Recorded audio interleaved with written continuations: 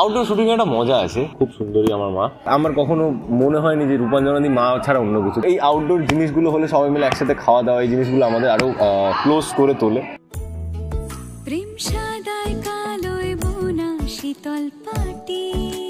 তো সূর্য basically doctor, যে costume পরে থাকে সবসময় ডাক্তারের নয়, ও ফর্মাল কস্টিউম পরে থাকে সবসময়, প্যান্ট শার্ট,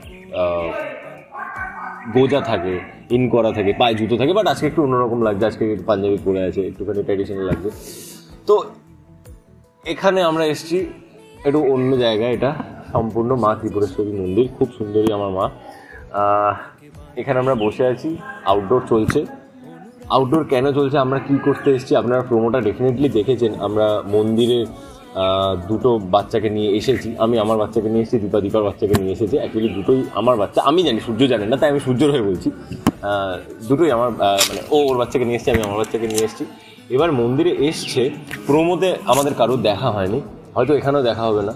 ওয়েট, আমি জানি না, এখনো অনেকটা স্ক্রিপ্ট আসা বাকি আছে, আমি জানি না দেখা হবে কি হবে না। আপনাদের কি মনে হয়, যদি দেখা হয় তাহলে সূর্য কীভাবে রিঅ্যাক্ট করবে মন্দিরে বাচ্চাদের দেখে? আবার কি বলবে যে ওটা কুবিরের সন্তান, ওটা আমার নয়? তো আমার মনে হয় না সূর্য সেটা করবে। তো দেখা যাক সূর্য কি করে। আপনাদের কি মনে হয়, আপনারাও জানান আমাদের।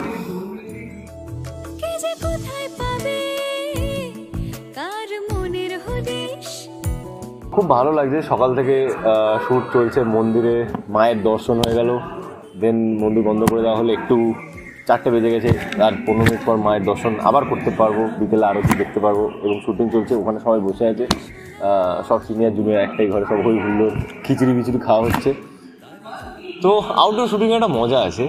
আউটডোর শুটিং যে করেনি সে বুঝবে না, এটা যে করেছে সেই জানে আউটডোর শুটিংয়ের মজা কি। তো খুবই ভালো। তো আউটডোর শুটিংয়ে আরেকটা প্লাস পয়েন্ট হচ্ছে যে যেখানে না সবাই এক হয়। আউটডোরে এটাই, মানে যত আউটডোর যত লম্বা হয় বা আউটডোর যত বাইরে যায়, ওটা না আরও বেশি মানে জিনিসটা না আরও বেশি ক্লোজ হয়। আর্টিস্ট যারা, টেকনিশিয়ানসরা আছেন, মেকআপ আর্টিস্টরা যারা আছেন, হেয়ার ড্রেসাররা যারা আছেন, প্রত্যেকে, ডিরেক্টোরিয়াল ডিপার্টমেন্টে সবাই আছেন, প্রোগ্রামিং ডিপার্টমেন্টে সবাই আছেন, আর্টিস্টরা আছেন, সিনিয়ররা, তো সবাই না সবার সাথে এক ক্লোজ হয়। ওই ব্যাপারটা না আমি দেখতে পারি, ফিল করতে পারি। তো এই আউটডোর জিনিসগুলো হলে সবাই মিলে একসাথে খাওয়া দাওয়া, এই জিনিসগুলো আমাদের আরও ক্লোজ করে তোলে। তাতে কি হয়, মেকআপ রুমের সম্পর্কটা আরও ভালো হয় এবং পর্দা এটা ভালোভাবে ফুটে ওঠে।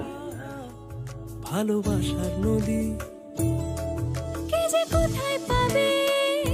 আমি রূপাঞ্জনাদিকে মা বলেই ডাকি শুরু থেকে, আমি দেবদূতদাকে বাবা বলে ডাকি। আমার কখনো মনে হয়নি যে রূপাঞ্জনাদি মা ছাড়া অন্য কিছু। তো এই জিনিসটা না, মানে এটা একটা অন্য ফিলিং, মানে আমি বলে বোঝাতে পারবো না। মানে এরকম অনেক কেস হয়েছে যেখানে আমাদের হয়তো ডায়লগ পড়ার সময় ছিল না, সত্যি সময় ছিল না, তার কারণ একদিনে অনেকটা সিন তোলার ছিল, কারোর দোষ ছিল না সেখানে। এবার আমার আর ভাইয়ের একটা সিন, তো আমরা সারাক্ষণ মেকআপ রুমে একসাথেই থাকি এবং সিনও করি একসাথে অনেক।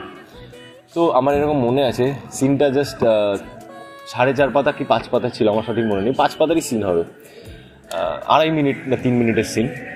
এবং সিনটা আমরা একবারও বলা ভুলি করার সময় পাইনি, জাস্ট 2বার রিডিং পড়েছি, থরেলি রিডিং পড়েছি আমরা। এবং গিয়ে ওখানে monitor in the sense rehearsal করার টাইম ছিল না। তো একবারই একটা রিহার্সাল হলো, ওটাই গ্রাফ, ওটাই কম্পোজিশন, ওটাই টেক হয়ে গেল। এবং হয়তো যেটা ডায়লগ লিখেছিল সেটা আমরা বলিনি, হয়তো অন্য কিছু বলেছি, ওটা এত রেলিভেন্ট লেগেছে এবং ওটা এত বিশ্বাসযোগ্য লেগেছে, ডিরেক্টর ওটাই রেখে দিয়েছে এবং ওটাই টেলিকাস্ট হয়েছে।